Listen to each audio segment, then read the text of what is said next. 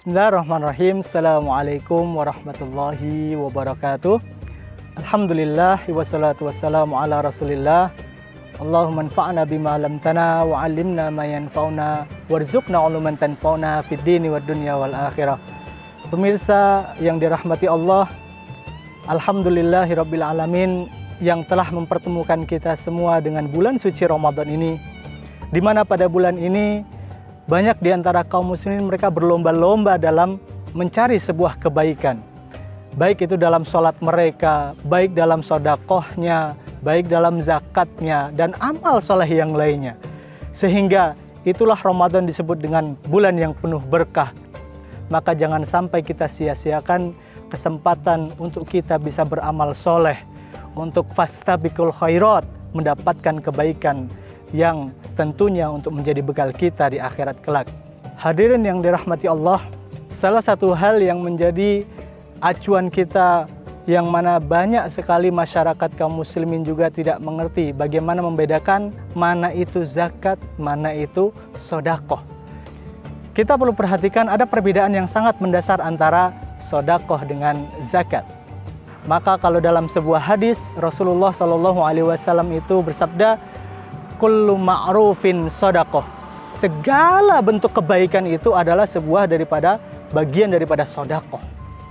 Maka kalau kita lihat bahwasanya kullu ma'rufin sodakoh, jadi semua bentuk kebaikan, baik itu berbentuk materi ataupun non materi, itu semuanya bentuk daripada sodakoh.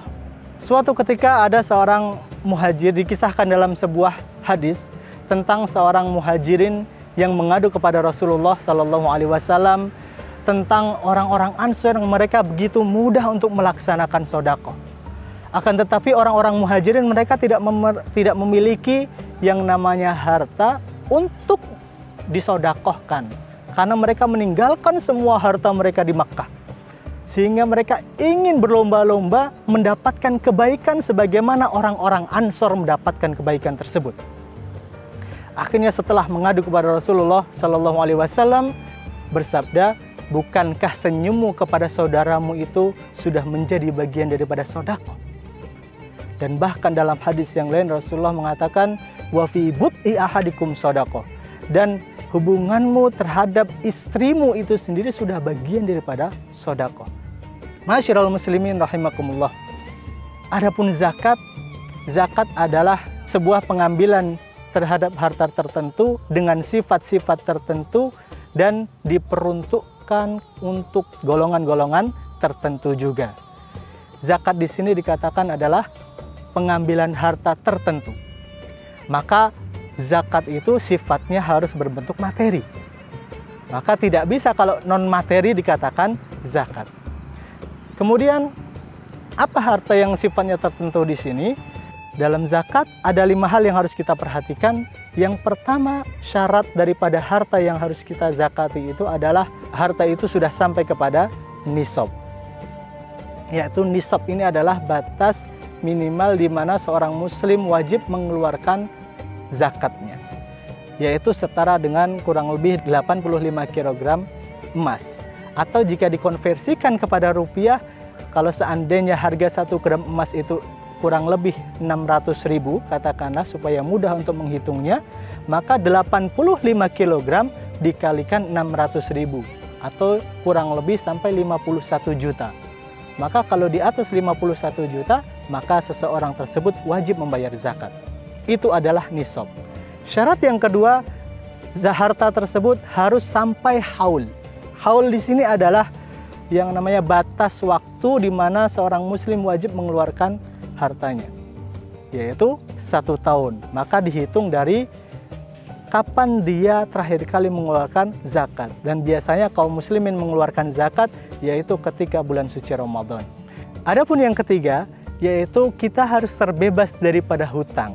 Maka kita harus hitung kembali kita punya hutang atau tidak. Kalau kita masih memiliki hutang, maka kita harus bayar hutang kita terlebih dahulu sebelum kita mengeluarkan zakat. Kemudian yang keempat, harta tersebut harus dimiliki secara sempurna. Misalkan saya punya uang sekitar 100 juta. Tapi 100 juta ini masih di tangan oleh si fulan A, B, C. A 20 juta, B 20 juta, C 20 juta. Yang saya pegang secara sempurna itu cuma 40 juta. Maka ketika itu saya tidak lagi wajib membayar zakat. Kenapa? Karena tidak sampai nisab. Adapun syarat yang terakhir di sini adalah harta tersebut haruslah produktif. Harta yang sifatnya berkembang, bukan harta yang sifatnya konsumtif yang kita pakai sehari-hari. Misalkan rumah, mobil, motor yang selalu kita pakai, maka kita tidak perlu untuk menzakati harta-harta tersebut.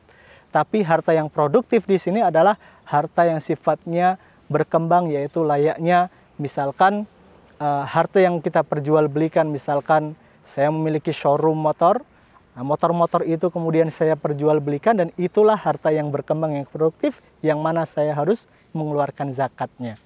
Mudah-mudahan yang sedikit ini bisa bermanfaat bagi kita semua. Mudah-mudahan di bulan suci Ramadan ini kita diberkahi oleh Allah Subhanahu wa taala. Wabillahi taufiq wal hidayah. Wassalamualaikum warahmatullahi wabarakatuh.